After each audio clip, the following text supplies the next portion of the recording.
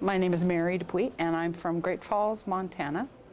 Well, my title on my job description, I'm a full-time employee in a parish, and I have the title of worship coordinator.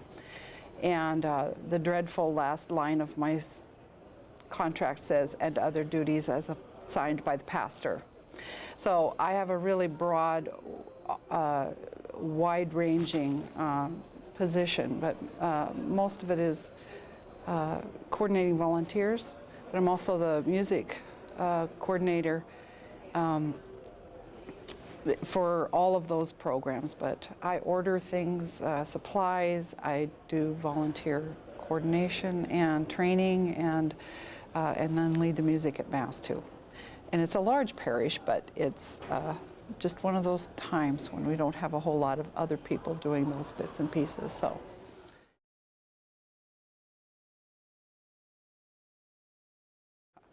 Well, many years ago, I attended baptism preparation class for my daughter, who's 25 now, and I heard very clearly that statement of, you are baptizing your child into Jesus and all of that, but also into this community.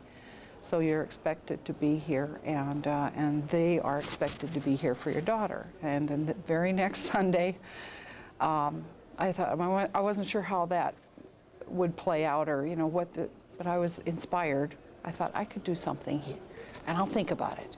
Well, on Sunday, the pastor said, we need a fourth grade catechist. I went, I could do that. So I started there.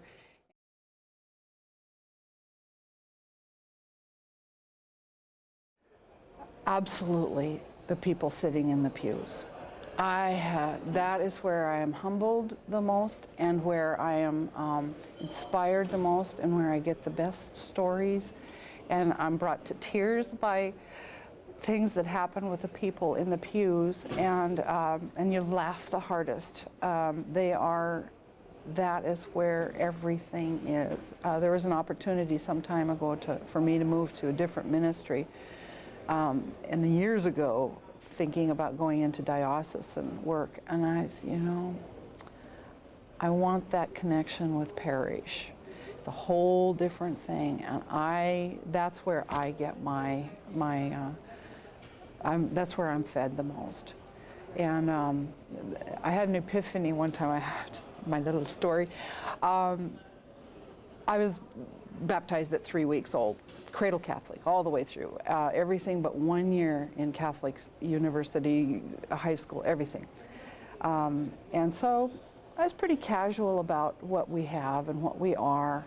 And one year I was asked to do the catechesis for some middle school children in RCIA. And a mom came along with it. She was not catechized. And on the weekend that we discussed the creed, I had a few things, let's go these sections and all that. And we were talking about believe in Jesus Christ, the Holy Spirit, all of those parts. And for some reason I looked at her, and she was leaning forward, looking at me, and she was sucking everything out of me that she could get. And I was so taken aback by her intensity, and I was embarrassed at my casual attitude about Catholicism and about what I was passing on to her. I just went in, I can do this easily. And she needed so much more than I was thinking I was giving. That was a huge turnaround for me, to know that the power that we have to pass on what we have and what we believe and do.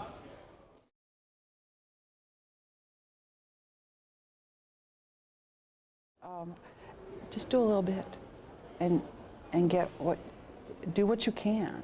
Don't overwhelm yourself, but do what you can, reflect on it, and I think it pulls you in a little bit more. Those are for the ones that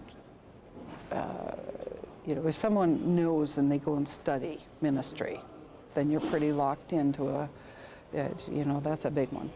But it's a whole different thing to have people grow in it a little bit at a time, and you have to be patient with that. That's how I grew in it, so I know that that's the only thing I could tell you how to do it, is do a little bit at a time and understand the depth of it. So.